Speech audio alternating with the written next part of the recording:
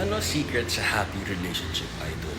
Ang secret sa isang lasting happy relationship is loyalty, trust, and love.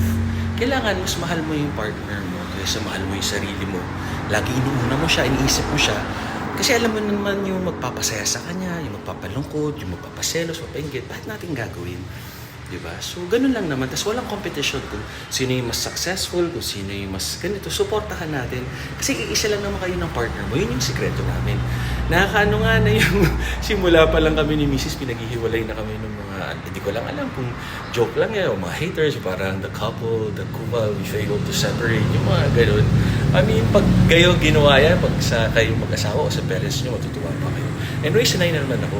Kaya nga, hindi rin ako into politics. Kasi ayoko ibang tao masaktan kahit gawin natin tama. Okay lang na ako yung sabihan nyo na masasakit, kaya ko naman. Huwag lang yung mga mahal ko sa buhay, tsaka importante tao.